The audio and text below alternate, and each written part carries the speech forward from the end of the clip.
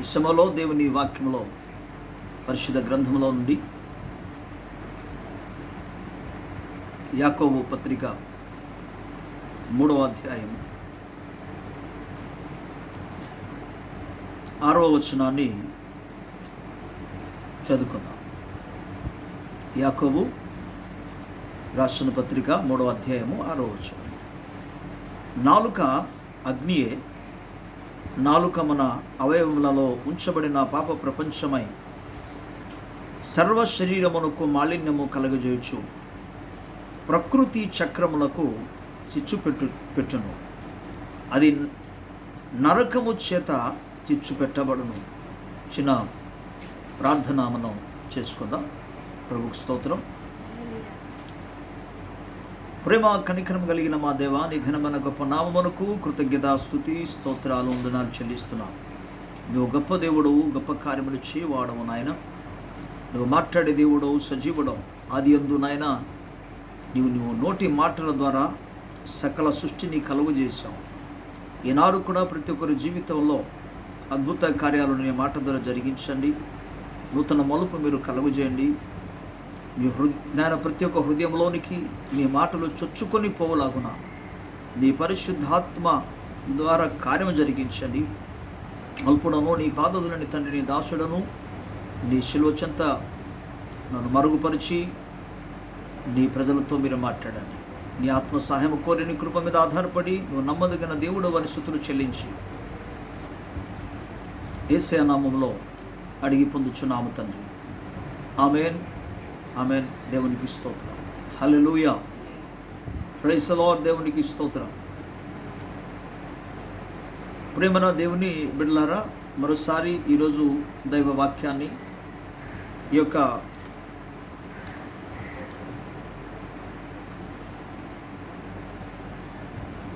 పరిశుద్ధ గ్రంథంలో నుండి యాకోబు పత్రిక 3వ అధ్యాయంలో 6వ వచనమును ధ్యానం చేయడానికి ప్రభు మనకు అనుగ్రహించిన ఉన్నత అవకాశం బట్టి దేవాది దేవునికి నేను కృతజ్ఞతాస్తుతులు చెల్లించుకుంటున్నాను. ఆ త్రియక దేవుని యొక్క ప్రేమ, కృపా, సమాధానము మనందరికీ తోడై ఉండునుగాక. ఆమేన్.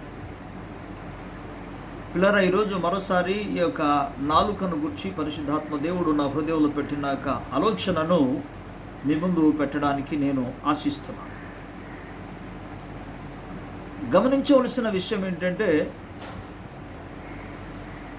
మన యొక్క శరీరంలో అనేకమైన అవయవాలు ఉన్నాయి. ఈ అవయవాలన్నిటికంటే సర్వ ప్రపంచానికి కూడా, సర్వ శరీరానికి కూడా తలకిందులు చేయగలిగినది, మాలిన్యతతో నింపగలిగినది,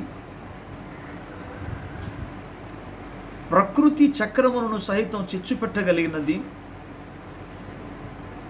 నాలుక. దేవుడు ఈ నాలుకను మానవునికి ఇచ్చింది దేని కొరకు అని అంటే, గమనించాలి. ఈ నాలుక ద్వారా నీవు నీ కొరకు, నీ కుటుంబము కొరకు, సంఘము కొరకు, అలాగే సమాజం కొరకు నీవు మరణాన్ని తీసుకురాగలవు, జీవాన్ని తీసుకురాగలవు, మేలు తీసుకురాగలవు, కీడుని తీసుకురాగలవు. ఈ నాలుక దేవుడు మానవుని యొక్క జీవితాల్లో ఒక అవయముగా పెట్టి వాటిని గురించి ప్రభు సరి అయిన రీతిలో దాన్ని వాడుకోమని తెలియజేస్తున్నాడు. నాలుకను ఏ రీతిలో, ఏ విధంగా వాడుకోవాలో మనం నేర్చుకోవాల్సిన అవసరత ఉంది. దీన్ని నేర్చుకోగలిగితే ప్రియులారా, నీ భవిష్యత్తు, నీ యొక్క జీవితం, నీ కుటుంబ జీవితం, అలాగే సమాజానికి కూడా అదెంతో మేలుకరంగా ఉంటుంది. అయితే దీన్ని సరిగ్గా వాడుకోవడం నేర్చుకోవాల్సిన అవసరత ఉంది. ఎందుకు అని అంటే, నేను ఒక అంశంలోని మాట చెప్పబోతున్నాను. అదేంటంటే, అది అగ్ని అని పదాన్ని వాడాడు. నాలుక అగ్నియే అన్నాడు. అగ్ని అసలు ఏం చేస్తుంది? నెంబర్ 1, అగ్ని పనికి రాని వాటన్నిటి కూడా కాల్చివేస్తుంది. ఇంకా అగ్ని ఏం చేస్తుంది అని అంటే శుద్ధీకరణ కలుగజేస్తుంది. అగ్ని మంటను రగిలిస్తుంది. ఈ నాలుకకున్నాక శక్తి మనం దేనికి ఉపయోగించాలి?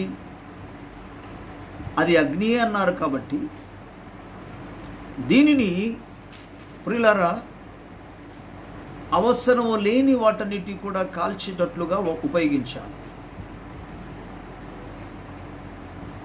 కింద భాగంలో మాట్లాడుచు అనేక విషయాలు చెప్తే ఏమన్నారంటే అది అగ్ని ఎటువంటిదంటే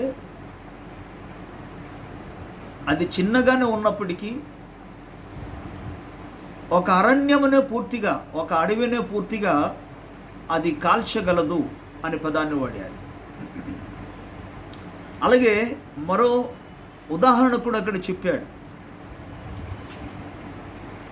సముద్రములో ప్రయాణం చేస్తున్న పెద్ద వాడ, ఎంత పెద్ద వాడ అయినా సరే ఆ వాడను కేవలం ఒక చిన్న ఈ యొక్క చుక్కాని చేత అంత పెద్ద వాడను తిప్పగలరు. అదేవిధంగా సర్వ శరీరాన్ని కూడా తిప్పగలిగిన శక్తి దేనికి ఉన్నది అని అంటే నాలుక ఉంది. అందుకే ఈ నాలుకను సరైన రీతిలో మనం ఉపయోగించుకోవాలి. మనకు తెలుసు నాలుకలో మంచి ఉంది, చెడ ఉందని. అయితే ఈరోజు కేవలం ఈ అగ్ని అనే వాటిని గురించి మాత్రం మీకు జ్ఞాపకం చేస్తున్నాం. మీరు చూడండి, యేసుక్రీస్తు ప్రభు జీవితాల్లో తన నాలుకను వేటి కోసం ఉపయోగించాడు, అగ్నిని వాడటంలో దేని విధంగా ఉపయోగించాడు. ఓ సందర్భాల్లో మార్కు సువార్త 11వ అధ్యాయము, మత్తయి సువార్త 21వ అధ్యాయము, ఈ రెండు స్థలాల్లో ఇంకా లూకా సువార్తలో కూడా చూస్తే మనకు కనబడుతుంది. అందులో యేసు ప్రభు వారు ఒక దినాన్న ప్రయాణం చేస్తూ వెళ్తున్నాడు. ఈ పస్కా పండుగ కాలంలో ఆయన యెరూషలేమునకు ప్రయాణం చేస్తున్న సందర్భాల్లో దూరం నుండి ఒక చెట్టును చూశాడు. ఆ చెట్టును చూచి యేసు ప్రభు వారు ఏమన్నారో ఒకసారి మనం చూద్దాం. మత్తయి సువార్త 21వ అధ్యాయంలోనికి వెళదాం. ప్రతి ఒక్కరు కూడా బైబిల్ తెరవాలి. స్తోత్రం.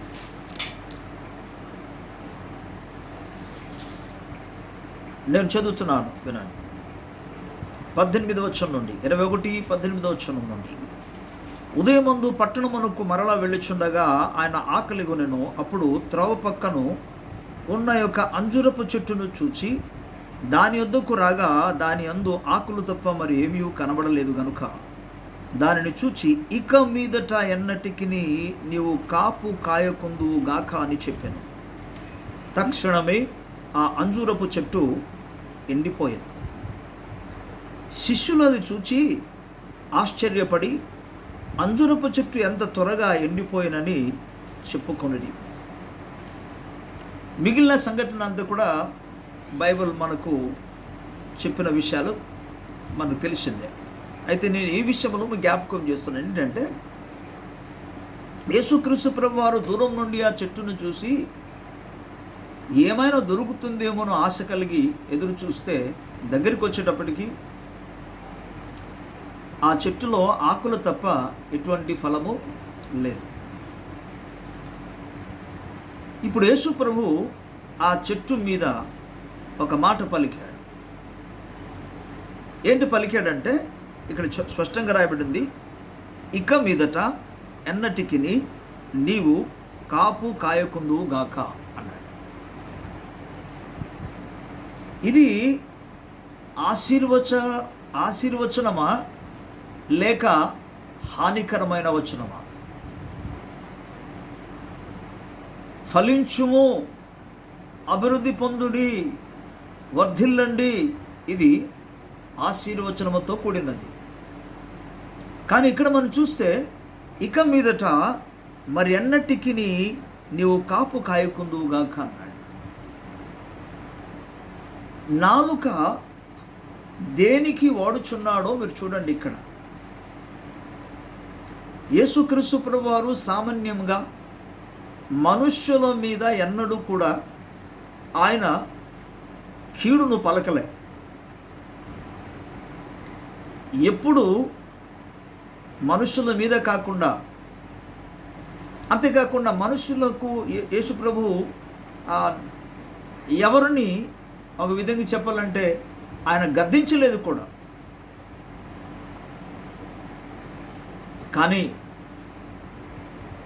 ఏదైతే ప్రతికూలముగా ఉన్నదో, ఏదైతే ఆటంకముగా కనబడుతుందో వాటిని గద్దించాడు. వారిని ప్రత్యేకంగా అటువంటి హృదయస్థితి గల వారిని గద్దించాడు. ఇక బైబిల్లో మరో మాట మీ జ్ఞాపకం చేస్తాను. 16వ అధ్యాయంలో మనం చూస్తాం. మత్తయి సువార్త 16వ అధ్యాయంలో 16 వచనం నుండి మనం చదువుకొని వెళితే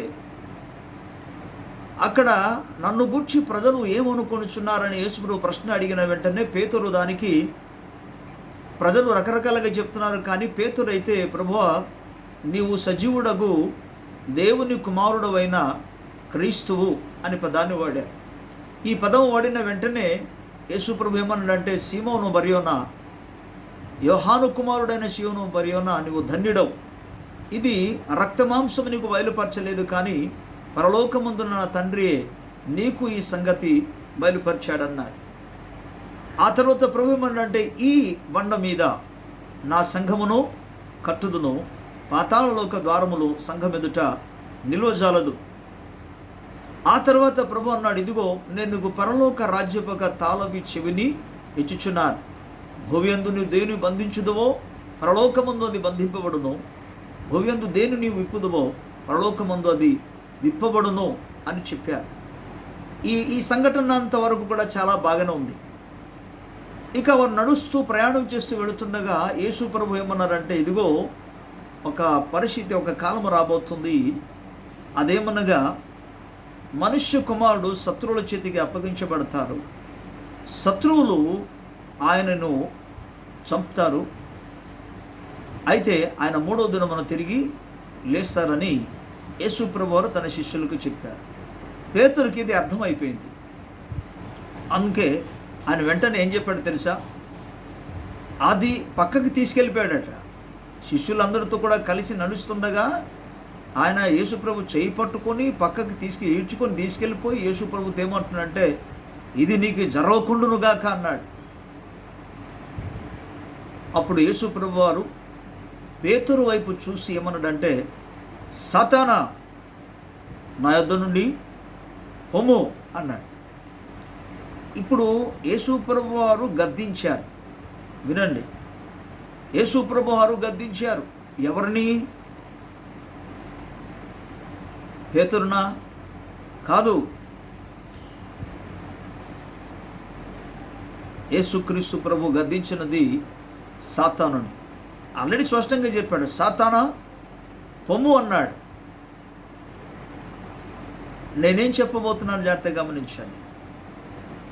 నీ యొక్క నాలుక ఎల్లప్పుడూ దైవ చిత్తానికి ప్రతికూలముగా ఉన్న వాటిని నీ నాలుక చేత నీవు గద్దించాలి, నీ నాలుక చేత వాటిని కాల్చాలి. బికాస్ నాలుకయే అగ్ని కాబట్టి వాటిని నువ్వు గద్దించాలి. అందుకే యేసుక్రీస్తు ప్రభు యొక్క జీవితాన్ని కూర్చున్నాక ఉదాహరణ మీ దగ్గరికి తీసుకొచ్చాను. యేసయ్య ఈ మార్కు సువార్త 11వ అధ్యాయంలో కానీ మత్తయి సువార్త 21వ అధ్యాయంలో కానీ ఆయన పలికిన మాట చూస్తే ఆయన చెట్టును శపించాడు. ఇక మీదట ఎన్నటికి నీ ఫలము ఎవరు తినకుందును గాక, నువ్వు కాపు కాయకుందును గాక అని చెప్పాడు చెట్టుని. మనుష్యులలో ఎవరికైనా ఈ మాట చెప్పారు ఆయన? బైబిల్ గ్రంథంలో ఎక్కడ మనకు కనుగొనలే. మనుషుల్లో ఎవరికి అవధింగి చెప్పలే. అంటే నాలుక అగ్ని అయి ఉన్న నీ యొక్క నాలుకను దేనిని కాల్చడానికి ఉపయోగించాలి? పనికిరాని వాటిని మాత్రం, ఉపయోగము లేని వాటిని, దైవ చిత్తానికి ప్రతికూలముగా ఉన్న వాటిని, దైవ వాక్యమునకు ప్రతికూలముగా ఉన్న వాటిని మాత్రం అది తొలగిపోనుగా కానీ, అది నాశనమగునుగా కానీ, అది నష్టము కలుగునుగా కానీ వాటిని గురించి చెప్పాలి. ఈ నాలుగుతో పలికినప్పుడు అది కాలిపోతుంది. సో ఎగ్జాంపుల్గా మనం వస్తే, ఒక వ్యక్తి జీవితంలో అనారోగ్యం ఉంటే నువ్వు అనారోగ్యాన్ని నీ మాట చేత కాల్చివేయాలి. Because your tongue is itself fire. నీ నాలుకయే అగ్ని, వాటిని కాల్చాలి. So how to operate the tongue? ఇప్పుడు వాటిని కాల్చడానికి ఏ విధంగా మనం ఉపయోగించాలి? గమనించండి, యేసు ప్రభు చెప్పిన మాట, మీరు భూమి మీద ఏమి బంధిస్తారో అది పరలోకమందు బంధింపబడును. భూమి మీద మీరు దేన్నైతే విప్పుదరో అది పరలోకమందు విప్పబడును. దైవ చిత్తమునకు అనుకూలమైన వాటిని, దైవ చిత్తానికి వ్యతిరేకమైన వాటిని, ఈ రెండిట్లో దైవ చిత్తానికి వ్యతిరేకముగా ఉన్న వాటిని ఎల్లప్పుడూ కూడా మనం బంధించాలి. ఎల్లప్పుడూ వాటిని మనం ఎదిరించాలి. ఎల్లప్పుడూ వాటిని మనము గద్దించాలి. వాటి మీద మనము యేసు ప్రభు పలికినట్టుగా, ఇక నుండి నీవు ఫలించకుందువుగా కానీ, నీవు పని చేయక ఉందువుగా కానీ, నీ శక్తి పని చేయకుండా ఉండునుగా కానీ, అనారోగ్యమా నీ శక్తి ఇక నుండి పని చేయకుండునుగాక,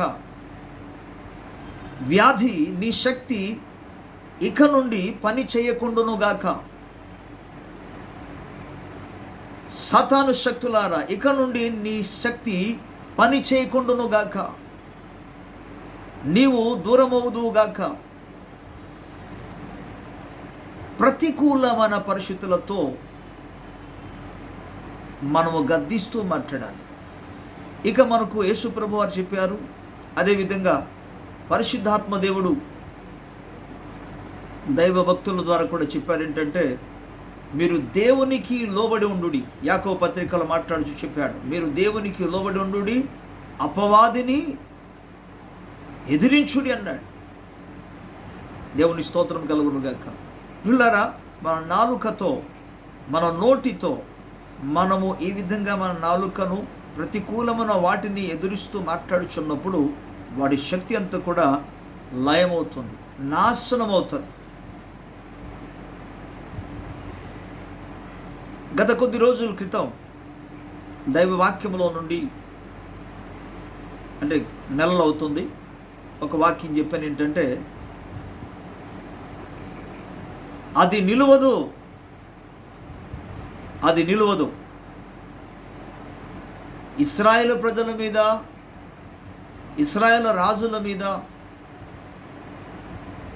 శత్రువు రాజులు వచ్చి వాటిని పాడు చేద్దాం, మీ రాజ్యాన్ని మేము గెలుచుకుంటాం, మీ స్వతంత్రించుకుంటాం అని పలికి అనేక రకాల భయం పుట్టించినప్పుడు దేవుడు ప్రవక్త అయిన యెషయా ద్వారా పలుకుతేమన్నాడంటే, అది జరగదు, అది నిలువదు అన్నాడు.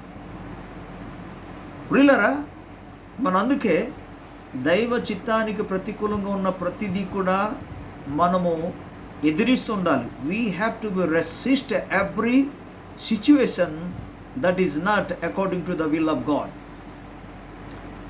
దైవ చిత్తానికి ప్రతికూలమైన ప్రతిదీ కూడా మనం ఎదిరిస్తూ ఉండాలి. దేవునికి లోబడి ఉండాలి, వాటిని మనం ఎదిరించాలి. మీకు చాలాసార్లు చెప్పాను, ఎదిరించడం అని అన్న వెంటనే ఒక్కొక్కసారి గద్దించడం ఉంది, ఎదిరించడం ఉంది. గద్దించుట అనేది జస్ట్ చూసి ఆ వ్యక్తిని లేకపోతే ఆ స్థితిని ఆ పరిస్థితిని మనం గద్దిస్తాం.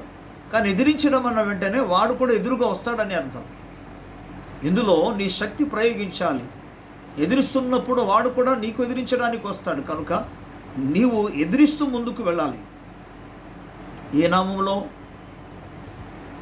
సరే, ఇది మీకు అర్థం అవడానికి ఒకసారి సమూయేలు రాసిన మొదటి గ్రంథంలో 17వ అధ్యాయంలో మనం చదువుకోగలిగితే, ప్రియులారా, దావీదు మరియు గొలియాతు మధ్య జరిగిన ఆ యుద్ధ సంఘటన మనం చూస్తాం. దావీదు గొలియాతుకు ఎదురుగా వెళుతున్నారు, గొలియాతు దావీదుకి ఎదురుగా వస్తున్నారు. వారు ఒకరికొకరు ఎదిరించుకుంటూ వస్తున్నారు. అవతల నుండి గొలియాతు ఎదిరిస్తూ రకరకాల మాటలు పలుకుతున్నాడు. యువతల నుండి దావీదు అతన్ని ఎదిరిస్తూ కొన్ని అద్భుతమైన మాటలు పలికాడు. ఈరోజు దేవుడు మిమ్మల్ని అందరినీ కూడా మా చేతికి అప్పగించబోతున్నాడు. ఈరోజు నేను నిన్ను చంపి నీ మాంసమును ఆకాశ పక్షులకు ఆహారముగా ఇవ్వబోతున్నాను. యుద్ధము యెహోవాదే అని పలుకుతూ వెళ్ళాడు. సో తన మాట ద్వారా తన నాలుకను శత్రువులను జయించినట్టుగా ఉపయోగించాడు. మనం ఈ సత్యాన్ని గమనించాలి. శత్రువులను జయించినట్లుగా ఉపయోగించాడు. ప్రియులారా, మనలో ప్రతి ఒక్కరూ కూడా శత్రువును జయించగలుగునట్టుగా ఉపయోగించాలి తప్ప తోటి సహోదరుల మీద లేనిపోని మాటలు పలకడానికి మనం ఉపయోగించకూడదు. అది అగ్ని. ఆ అగ్ని శత్రువు మీదే మనం దాడి చేయాలి. ఆ అగ్ని చేత శత్రువును మనం కాల్చాలి. అది ఆయనకి అంటుకొని వారు కాల్చబడి, అనగా శత్రుశక్తి కాల్చబడి లయమైపోవాలి. ఆ విధంగా మనం నాలుకను వాడాలి. దేవుని స్తోత్రం కలుగునుగాక. హల్లెలూయా, హల్లెలూయా. ప్రియులారా, యేసుక్రీస్తు ప్రభువారు మరో స్థలాల్లో ఒక మాటను పలికారు. దాన్ని కూడా మీకు జ్ఞాపకం చేస్తాను. చూడండి ఏ విధంగా ఆయన ఉపయోగించారు. మత్తయి సువార్తలో 24వ అధ్యాయం. ఈ 24వ అధ్యాయంలో యేసుక్రీస్తు ప్రభు శిష్యులందరూ కూడా కలిసి ప్రయాణం చేస్తున్నప్పుడు యెరూషలేమునకు వచ్చారు. యెరూషలేములో ఉన్న దేవాలయాన్ని చూస్తున్నారు. అక్కడ సంచారం చేస్తుండగా శిష్యులు ఆ నిర్మాణమును చూచి ఆశ్చర్యముతో ఏమన్నారంటే, ప్రభువా, ఆహా, ఏమి కట్టడా, ఏమి అద్భుతంగా దీన్ని నిర్మించారు, ఎంత బాగుందో, ఎంత అందంగా ఉన్నదో, ఎంత నైపుణ్యతతో కట్టారో, చూడ్డానికి చాలా ఆశ్చర్యం అనిపిస్తుంది అని యేసు ప్రభుతో వారు మాట్లాడారు. యేసు ప్రభు పలికిన మాట చూడండి.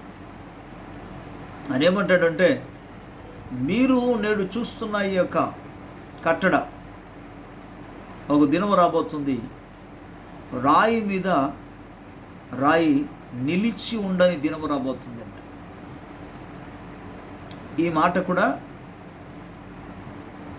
యేసుప్రభు చెప్పింది నెరవేర్చబడింది. క్రీస్తు శకం 70వ సంవత్సరంలో ప్రపంచ చరిత్రలో టైటస్ అనే ఒక వ్యక్తి వచ్చి తన రాజ్య పరిపాలన కాలంలో యెరూషలేములో ఉన్న ఆ దేవాలయాన్ని ఆయన కూల్చివేశాడు. ప్రియులారా, ఒక విషయం గమనించండి. యేసు ప్రభు మనుషుల మీద ఎన్నడూ ఆయన హానికరమైన పదాలు వాడలేదు. ఆయన రోగంను చూచి గద్దించాడు, దయ్యములను గద్దించాడు, సముద్రాన్ని సముద్రాన్ని కాదు, గాలి తుఫానును గద్దించాడు. తన నాలుకతో కేవలము పనికి రాకుండా, అవసరము లేకుండా ప్రజలకు ఇబ్బంది కలిగిస్తున్న, కష్టాన్ని పెడుతున్న వాటిని మాత్రం ఆయన గద్దించడం, వాటిని మాత్రం ఆయన హెచ్చరించడం, వాటిని మాత్రం ఆయన ఎదిరించడం, తొలగిపోనట్టుగా చేయడం పరిశుద్ధ గ్రంథమంతా మనం చూడగలం. దేవుని స్తోత్రం కలుగునుగాక. సో మన ప్రభువు మనకు మాదిరిగా ఉంటుండగా ఈ అగ్ని అయి ఉన్న ఈ నాలుకను పనికిరాని వాటిని కాల్చబడినట్లుగా మనం ఉపయోగించాలి. నువ్వు కాల్చబడునుగాక అని కూడా పలకవచ్చు. దుష్టుని కార్యమందు కూడా లయమగునుగాక అని పలకవచ్చు. మనుషుడు నాశనం అయిపోయినట్టుగా కాదు. దేవుని స్వరూపమందు సృజించబడిన మానవుని మీద మన ఎన్నడూ కూడా శాపవచనం పలకకూడదు, కీడు వచనం పలకకూడదు. మరి ముఖ్యంగా యేసు రక్తము చేత విమోచించబడిన ప్రజలకు, యేసు రక్తము చేత కొనబడిన ప్రజల మీద ఎన్నడూ కూడా కీడును పలకడానికి వీల్లేదు. ఎందుకంటే నాలుక అగ్ని. అది ఏం చేస్తుంది? మరోసారి మీకు జ్ఞాపకం చేస్తాను చూడండి. ఈ యాకోబు పత్రికలో ఆయన మాట్లాడుతూ చెప్పిన చాలా చక్కటి సంఘటన ఇక్కడ మనం చూస్తాం. ఏంటంటే నాలుక మన అవయవములలో ఉంచబడిన పాప ప్రపంచమై. నాలుక ఎటువంటిది? పాప ప్రపంచం అన్నదట. అందుకే ప్రవక్త అయిన యెషయా దేవుని సముఖములో దేవుని యొక్క ఉన్నతమైన దర్శనాన్ని చూసిన తర్వాత యెషయా ప్రవక్త తన 6వ అధ్యాయంలో రాస్తూ చెప్తాడు, అయ్యో నేను అపవిత్రమైన పెదవులు గలవాడను, అపవిత్రమైన జనాంగముల మధ్య నివాసం చేయుచున్నాను, నేను మహాదేవుని చూశాను, నేను చనిపోదును అని అనుకున్నాడు. అయితే తన పెదవులను శుద్ధీకరణ చేయడానికి కెరూబులలో ఒక ఆయన బలిపీఠం నుండి ఒక నిప్పు తీసి ఆయన పెదవులకు తగిలించగా అతడు పరిశుద్ధపరచబడ్డాడు. దేవుని స్తోత్రం కలుగునుగాక. హల్లెలూయా.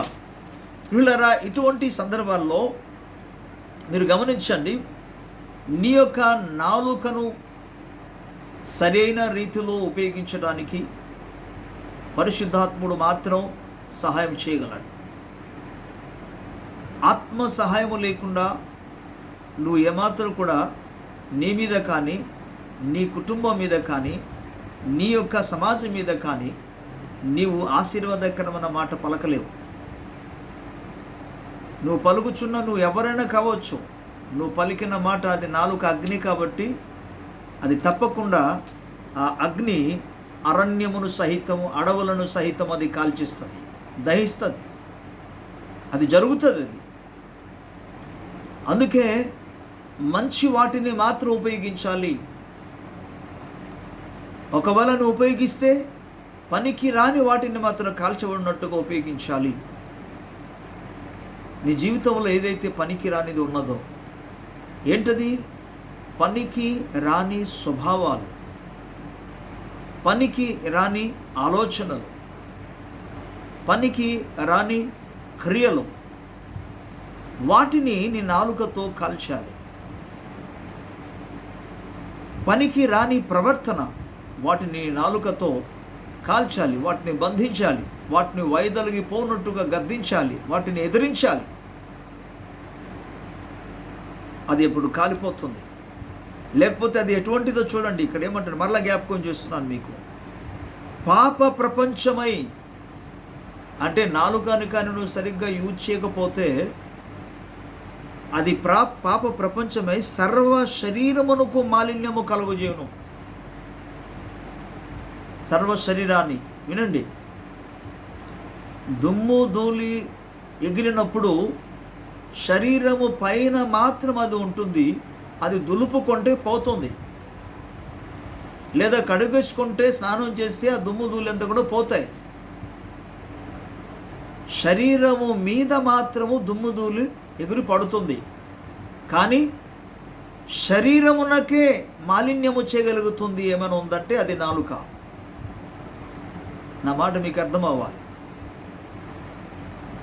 దుమ్ము ధూళి ఎగిరినప్పుడు శరీరం పైన పడుతుంది, అది మనం దులిపేసినప్పుడు అది బాగా అయిపోతుంది, మరలా క్లీన్ అయిపోతుంది. కానీ శరీరమునకు మాలిన్యము కలుగజేసింది ఉన్నది ఏమైనా ఉన్నదంటే అది నాలుకే. అంటే నీ నాలుక ద్వారా నీ శరీరమును నీవు మాలిన్యపరుస్తావో లేకపోతే నీ శరీరమును పరిశుద్ధపరచుకుంటావో నీ చేతిలో ఉంది. నీవు అపవిత్రమైన మాటలు పలుకున్నప్పుడు నీ శరీరము మాలిన్యము చేయబడుతుంది. పనికిరాని మాటలు పలుకున్నప్పుడు నీ శరీరము మాలిన్యముతో నిండుతుంది. ఈజీ విషయం ఏంటి? శరీరం పైన పడిన దుమ్ములన్నీ కూడా మనం దులిపేస్తే అది ఈజీగా పోతాయి.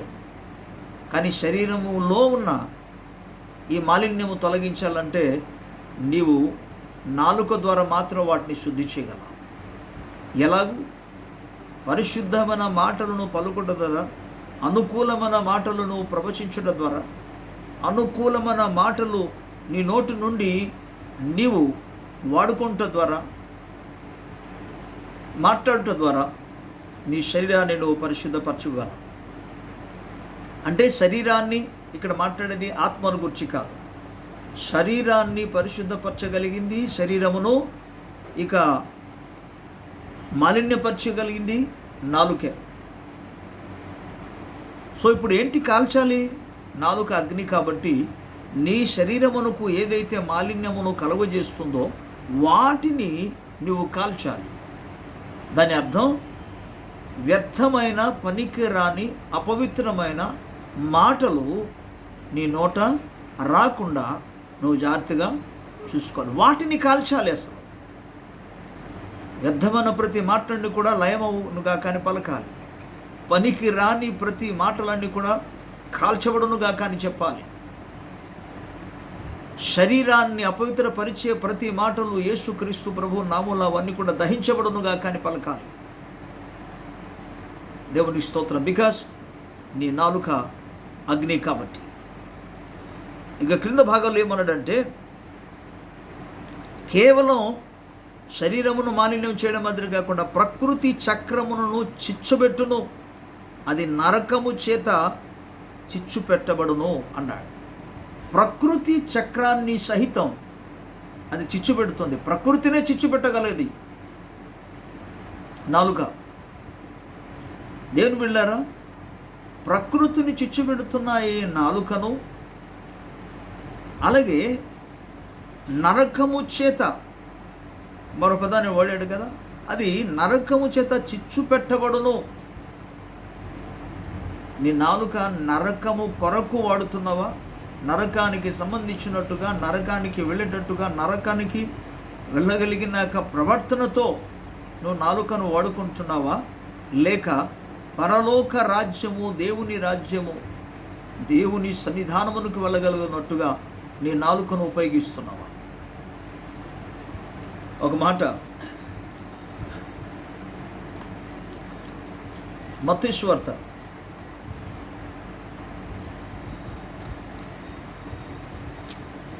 12వ అధ్యాయం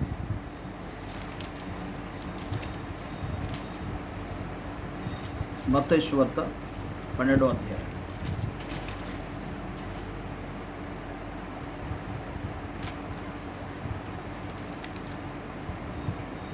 35వ వచనం నుండి చదువుతాం.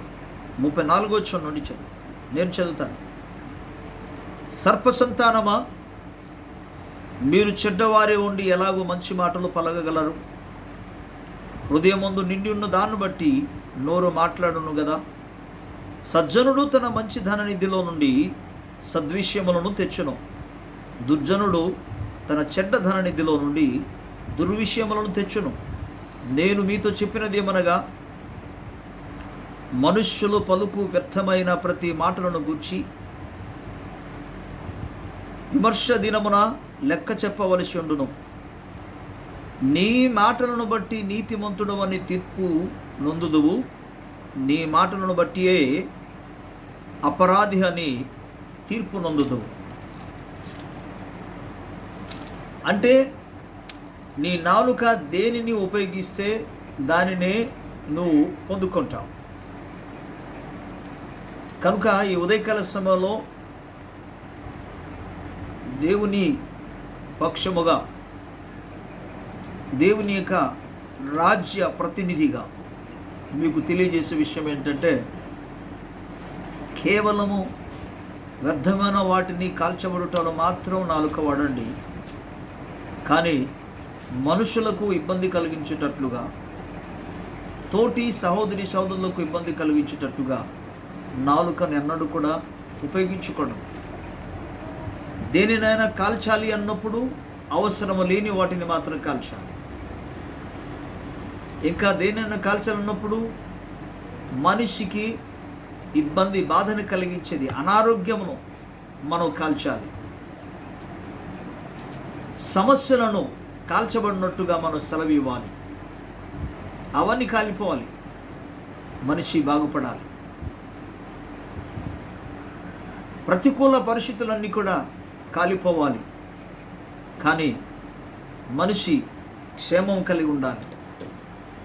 ఇక మనుషుల గురించి అలాగ ఆలోచిస్తే దేవుని బిడ్డల గురించి మనం ఇంకెంత ఆలోచించాలి, వారి క్షేమం కొరకే ఎంత మనం ప్రయాసపడాలి. అందుకే బైబిల్ గ్రంథంలో ఎఫెసీ పత్రికలో మనం చూడగలం, అలాగే కొలస్సీ పత్రికలు కూడా మనం చూడగలం. మనం ఎఫెసీ పత్రికలు చూస్తే మన సత్యమే మాట్లాడాలి అన్నాడు. కొలస్సీ పత్రికలు చూస్తే ఏమంటాడంటే, మీ యొక్క మాటలు కృపాసహితముగా ఉండి రుచికరముగా ఉండాలి అనే పదాన్ని వాడాడు. దేవుని బిడ్డలారా, దయచేసి మీ నాలుక అయి ఉన్న అగ్నిని శత్రువును కాల్చున్నట్టుగా ఉపయోగించండి. శత్రువులు కాల్చబడాలి, వాడు దహించబడాలి, వాని క్రియలన్నీ కూడా లయపరచబడాలి, వాని తంత్రములన్నీ కూడా లయపరచబడాలి. వాడు తీసుకొచ్చిన ప్రతి పన్నగలన్నీ కూడా నిర్మూలన చేయబడాలి. వాటి కొరకు అగ్నిని మనం వాడాలి. సో వీటిని మరింత అగ్నితో వాడబడి ఉపయోగించబడాలంటే ఒకసారి మన పరిశుద్ధ గ్రంథంలో అపొస్తలుల కార్యము 2వ అధ్యాయానికి వెళితే, ఈ నాలుక ఎటువంటిదో, పాప ప్రపంచాన్ని చిచ్చుపట్టగలిగిన నాలుక కాబట్టి, సర్వ శరీరాన్ని మాలిన్యంతో నింపగలిగిన నాలుక కాబట్టి, ప్రభువు వాటిని శుద్ధీకరణ చేయడానికి అపొస్తలుల కార్యం 2వ అధ్యాయం మనం చూస్తున్నప్పుడు పరిశుద్ధాత్మ అగ్ని నాలుకల వలె వారి మీద రాలగా, వారి మీద పడగా, వారి మీదికి దిగిరాగా, వారి నాలుకలంతా కూడా శుద్ధీకరణ చేయబడింది. యెషయా గ్రంథం 6వ అధ్యాయంలో ప్రవక్త అయిన యెషయా యొక్క పెదవులు శుద్ధి చేయబడింది బలిపీఠంలో మీద ఉన్న ఆ యొక్క నిప్పుల చేత. కానీ ఇక్కడ మనం చూస్తే పరిశుద్ధాత్మ దేవుడే అగ్ని నాలుకల వలె ఈ 120 మంది శిష్యుల మీదికి దిగిరాగా, వారి నాలుకలంతా కూడా మొదట కాల్చబడి శుద్ధి చేయబడిన తర్వాత వారు అన్య భాషలతో మాట్లాడడం మొదలుపెట్టారు. దేవుని స్తోత్రం కలుగును గాక. పిల్లరా, నీ నాలుకను బాగు చేయగలిగింది ఎవరు అని అంటే పరిశుద్ధాత్ముడు మాత్రమే. నేను అందుకే గత దినాల్లో మీ జ్ఞాపకం చేశాను, పరిశుద్ధాత్మ పొందుకున్నట్టుగా ప్రార్థన చేయండి. అనేక పర్యాయాలు మీకు తెలియజేశాను. పరిశుద్ధాత్మ శక్తితో నింపబడులాగున, పరిశుద్ధాత్మ అగ్నితో నింపబడులాగున, పరిశుద్ధాత్మ అగ్ని చేత నీ యొక్క నాలుక, నీ యొక్క పెదవులు కాల్చబడి శుద్ధి చేయబడులాగున దాని కొరకు నువ్వు దేవుని దగ్గర ప్రార్థించాలి, మొరపెట్టాలి. అనేక మంది ఈ అంశం దగ్గరికి వచ్చేటప్పటికి ఈ ప్రార్థన చేయటంలే, ప్రభువా నాకు ఆహారం కావాలి, నాకు వస్త్రం కావాలి, నాకు డబ్బు కావాలి, నేను ఆరోగ్యము కలిగి ఉండాలి, వీటిని మాత్రం అడుగుతున్నారు జనాలు ప్రభు దగ్గర. కానీ నేను గత రాత్రి జ్ఞాపకం చేశాను, నిన్నటి దినాన్న అనేక పర్యాలు కూడా చెప్పాను. ఆయన రాజ్యమును నీతిని మొదట వెతుకున్నప్పుడు అవన్నీ ఇస్తాడు, దేవుడు అనుగ్రహిస్తాడు. ముందు నీకు కావలసిందంతా ఏంటంటే నువ్వు పరిశుద్ధాత్మను పొందుకోవాలి. ఈరోజు మరలా పరిశుద్ధాత్మను గురించి ఎందుకు మీ జ్ఞాపకం చేస్తున్నానంటే, పరిశుద్ధాత్ముడే నీ నాలుకను శుద్ధి చేయగలడు, నీ నాలుకను బాగు చేయగలడు. పరిశుద్ధాత్ముడే నీ నాలుకను పవిత్రపరచగలడు, నీ పెదవులను పవిత్రపరచగలడు, నీ దేహమును పవిత్రపరచగలడు, నీ ఆలోచనను పవిత్రపరచగలడు. అంటే ఈ అపవిత్రమైన సమస్తాన్ని కూడా, సమస్త మాలిన్యమును కూడా పరిశుద్ధాత్మ దేవుడు నీ మీదికి నీ లోనికి వచ్చినప్పుడు అవన్నీ కాల్చివేస్తాడు. అప్పుడు ఒక ఉపయోగకరమైన నాలుకగా మారుతుంది. నువ్వు ఆశీర్వచనం పలికినప్పుడు అది ప్రజల జీవితంలో నెరవేర్చబడుతుంది. మీకు అనేక పర్యాలు చెప్పాను, ప్రభువా నన్ను దీవించు అని ప్రార్థన చేస్తున్నారు. మంచి ప్రార్థనే, కానీ శ్రేష్టమైన ప్రార్థన ఏంటంటే నన్ను ఇతరులకు ఆశీర్వాదకరముగా దీవించు, నేను ఇతరులకు దీవెనకరంగా ఉన్నట్టుగా నన్ను దీవించు. దేవుని సముఖంలో ఈ ప్రార్థన, ఈ మొర చేస్తున్నప్పుడు ప్రియులారా ఉన్నతమైన కృపచేత మీరు నింపబడతారు. ప్రత్యేకముగా దైవ వాక్యములో మనం చూసుకున్న ప్రకారం ఈరోజు మీకు చెప్పే విషయం ఏంటంటే, పనికిరానిది, వ్యర్థమైనది, అవసరము లేనిది వాటిని నీ నాలుక చేత కాల్చు. పనికిరాని వాటి మీద, వ్యర్థమైన వాటిని, చెత్తలో, చెత్త అన్న వెంటనే అది పనికిరానిదని అర్థం. ప్రతి చెత్త అంతా కూడా కాల్చబడాలి.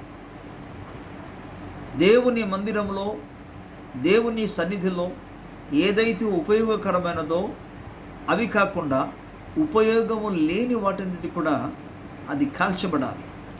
అపవిత్రపరుచున్న ప్రతిదీ కూడా కాల్చబడాలి. నీ నాలుకతో అది కాల్చబడాలి. ఎలా కాలుస్తావు? నీవు పలికిన మాట ద్వారా. నీకు అందుకే యేసు ప్రభువు వారు పలికిన మాట మీ జ్ఞాపకం చేశాను. ఇక నుండి మరి ఎన్నడూను నీ ఫలము ఎవరు తినకుందురుగాక అన్నారు. ఆ చెట్టు విషయంలో వెను వెంటనే ఆ చెట్టు వేరు మొదలుకొని ఎండిపోయిందని బైబిల్ సెలవిస్తుంది. ప్రియులారా, నీవు ఫలించకుండా చేస్తున్నది ఏంటి? వాటిని నువ్వు కాల్చాలి. దైవికంగా నువ్వు ఎదగకుండా నిన్ను ఆటంకపరుస్తున్నది ఏంటి? ఎవరు కాదు, ఏంటి, ఏది? వాటిని నీ నాలుక అయిన అగ్ని చేత కాల్చాలి. నిన్ను అనారోగ్యం పాలు చేస్తున్న, క్షేమము లేకుండా, ఆరోగ్యము ఉండకుండా అనారోగ్యం తీసుకొస్తున్నది ఏంటి? దాన్ని నువ్వు కాల్చాలి. సమాధానం లేకుండా చేస్తున్నది ఏంటి? దురాత్మలు. వాటిని బంధించాలి, అది దూరమగునట్టుగా గద్దించాలి. శత్రుశక్తిని నీ నాలుకతో ఎదిరించాలి. వినండి జాగ్రత్తగా. నీవు మౌనముగా ఉన్నంత వరకు దేవుడు ఏం చేయలేడు. నువ్వు మాట్లాడితే దేవుడు కార్యం చేస్తాడు. దేవుడు మాట్లాడినప్పుడే అద్భుతాలు జరిగాయి. నీవు మాట్లాడితేనే దేవుడు నీ పక్షమున. ఎందుకంటే నువ్వు దేనినైతే నీ నాలుకతో నీవు పలుకుతావో వాటిని దేవుడు ఏకీవిస్తాడు. పనికిరాని దానికి నువ్వు గద్దించినప్పుడు, ఎదిరించినప్పుడు అది లయమవునుగాక, నాశనమగునుగాక అని పలుకున్నప్పుడు, అది తొలగిపోనుగాక అని పలికినప్పుడు దేవుడు అది అవసరం లేదు కనుక ప్రభు దాన్ని ఏకీవిస్తాడు.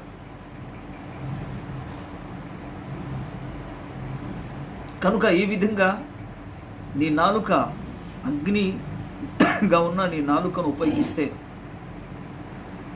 అది సమాజానికి నీకును ఎంతో మేలుకరంగా ఉంటుంది. రైట్? సో కేవలము వ్యర్థమైన వాటిని మాత్రం కాల్చడానికి నాలుకను ఉపయోగించాలని, అగ్నిని ఉపయోగించమని. అలాగే అగ్ని మరో విషయం కూడా చెప్తుంది, వాటిని చెప్పి నేను ముగిస్తాను. అదేంటంటే